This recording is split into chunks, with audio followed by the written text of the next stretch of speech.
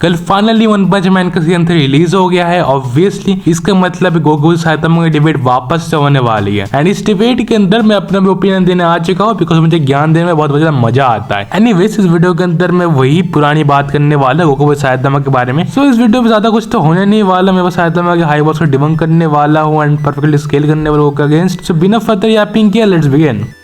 Okay so first मैं empty void की meta को डिबंक करने वाला हूँ। बंदों को लगता है एम्प्टी वॉइड मल्टीवर्सल यूनिवर्सल फिर 5D पर स्केल करता है, तो उन मेटा को सबसे पहले मैं डिबंक करने वाला हूँ, फिर दूसरे मेटास पे जाएंगे। तो first of all empty void God के दिए हैक्स का इस्तेमाल करके यूनिवर्स के बाहर जा सकता है। बंदों को लगता है इसका मतलब जो एम्प्टी वॉइड है उसको इमेजिबल स्पीड है या फिर वो कॉशलिटी के ही ऊपर है। पर अगर तुम इस चीज पे ग्राइसिस का रिजल्ट लगाओगे यानी कॉन्टेक्स्ट को समझोगे तो पता चलेगा going outside the causality of the universe इधर मीन करता है कि एम्प्टी वॉइड यूनिवर्स के बाहर खड़ा है। इसका मतलब कॉशलिटी ट्रांसलेट नहीं कर रहा, वो यूनिवर्स के बाहर जा रहा है। हमारा जो ऑथर है वो बस इसको ज्यादा इंप्रेसिव दिखाना चाहता है, इसलिए हमारे मुरादा सेंसर ने इधर बहुत ज्यादा हेवीली वर्डिंग की है। Not to mention the fact कि एम्प्टी वॉइड अपने जो बाहर गया था वो गॉड के हैक के साथ गया था, यानी वो हैक्स एबिलिटी थी ना कि उसकी अपनी पावर। एंड जब एम्प्टी वॉइड बाहर गया था उसने जो पैरेलल वर्ल्ड देखे थे वो संख्या में इन्फिनाइट नहीं थे, क्योंकि लिखा हुआ था parallel worlds branching out this possibility infinitely bubbling forth like a foam. इसका मतलब है उधर हर सेकंड या फिर कुछ मिनटों के अंदर एक पैरेलल वर्ल्ड बन रहा है इच डिसीजन से। इसका मतलब कभी उधर इन्फिनाइट वर्ल्ड हो ही नहीं सकते, क्योंकि अगर तुम हर मिनट भी वर्ल्ड बनाओगे इसका मतलब होगा कंप्लीटली इन्फिनाइट पर रीच नहीं करेगा, क्योंकि जो इन्फिनिटी होती है फाइनाइट नंबर ऑफ टाइम के अंदर अचीव नहीं हो सकती। तो एट बेस्ट तुम कह सकते हो जो स्पेस है वो मल्टीवर्सल स्पेस था, यानी मल्टीवर्सल प्लस भी नहीं था वो। एंड द थिंग इज ना एम्प्टी वॉइड जो था वो स्पेस के अंदर एग्जिस्ट कर रहा था, अभी गॉड के दिए हुए हैक से। एंड एम्प्टी वॉइड स्पेस के अंदर से यूनिवर्स को डिस्ट्रॉय भी नहीं कर रहा था एंड वो स्पेस को इफेक्ट भी नहीं कर रहा था।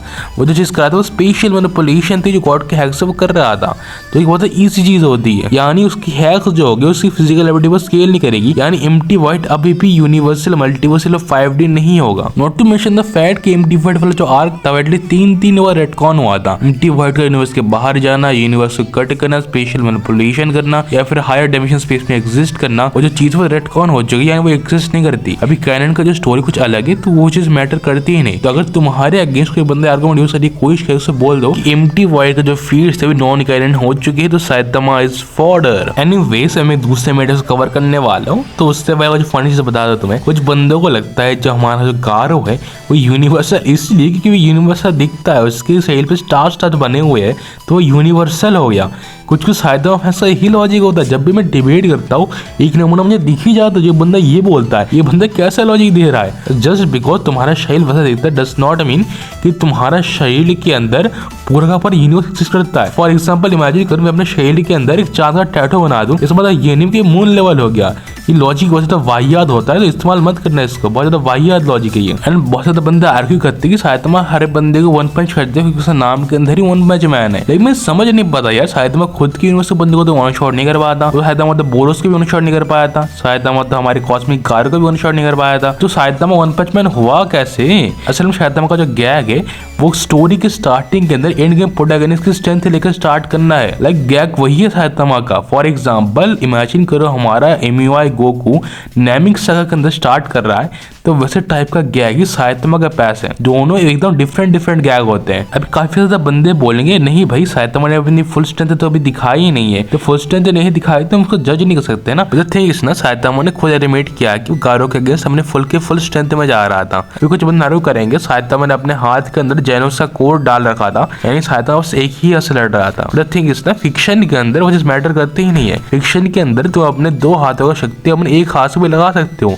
तो साइतामा बोल रहा है अपने फुल स्ट्रेंथ पे लड़ रहा है तो वो ट्रू ही होगा। तुम कौन होते और मैं कौन होता हूँ साइतामा गलत प्रूव करने वाला। अभी साइतामा का नेक्स्ट मेटा की बात करें तो कई बंदे बोलते हैं कि साइतामा जो है 5D है, क्योंकि साइतामा ने गारो के पोर्टल के साथ इंटरेक्ट किया था एंड गारो के जो पोर्टल्स थे उन्हें as a hyperspace refer किया गया था। जिनको नहीं पता हाइपर स्पेस क्या होता है उनको बता दूं, हाइपर स्पेस बेसिकली एक हायर डायमेंशनल पोर्टल होता है जो कि हायर डायमेंशन में वर्क करता है। थिंग इज ना अगर तुम रॉ कांजी को ट्रांसलेट करो तो रॉ कांजी के उधर सब स्पेस स्पेस आता है, ना कि हाइपर स्पेस। यानी रॉ कांजी जो है कुकान है, एंड कुकान का मतलब जो है सब स्पेस होता है, वो ऐसे हाइपर स्पेस नहीं होता। ट्रस्ट मी, अगर मैं साइतामा के हर एक स्किल को डिबंक करने गया तो ये वीडियो वेल ओवर 20 मिनट की हो जाएगी, जो मैं नहीं चाहता। मैं नहीं चाहता मेरी वीडियो 30 मिनट की हो जाए एंड मुझे बहुत ज्यादा ही याद करना पड़ जाए, क्योंकि मैं लेजी बंदा हूँ। तो इसलिए फर्दर यहाँ पे ना करते हुए साइतामा की एक्चुअल स्केलिंग के ऊपर जाने वाला हूँ मैं गूगल स्केलिंग के ऊपर जाऊंगा, फिर दोनों का असली में कंपैरिजन होगा। कॉस्मिक गारो वाले फाइट के अंदर साइतामा एंड गारो के पंच स्क्वायर ने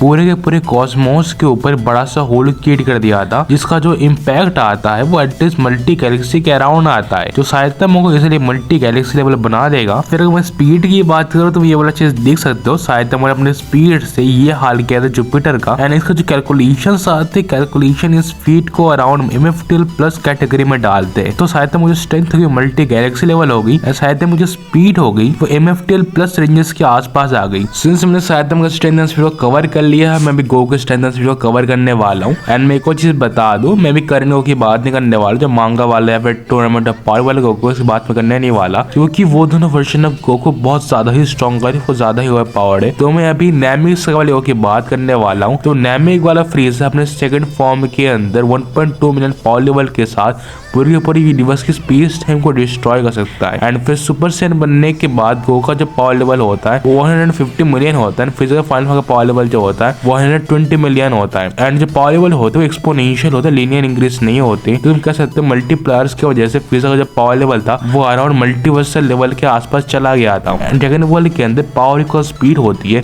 तो अगर तुम्हारा जो स्पीड होगा वो मल्टीवर्सल लेवल के आसपास चला जाएगा तो तुम्हारे पास इजीली इनफिनाइट स्पीड आ जाएगा। तो एट ए लो वर्ल्ड नैमिक गो के पास इनफिनाइट स्पीड होगी विद मल्टीवर्सल एपी, जो गोकू को साइतामा से काफी ज्यादा स्ट्रॉन्गर बना देगी। एंड साइतामा के फाइट के अंदर को रेंज का एडवांटेज रहेगा, क्योंकि गोकू क्लोज रेंज के अंदर फाइट कर सकता है।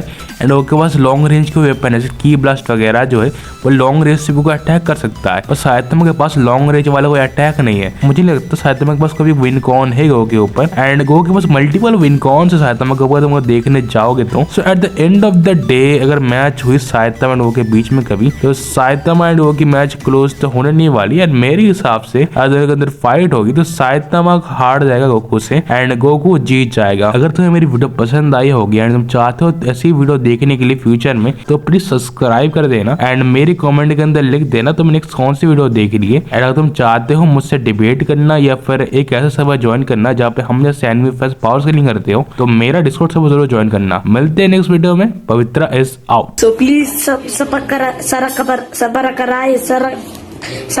whatever. Please I want to reach 1 million likes. So please Sarapakara.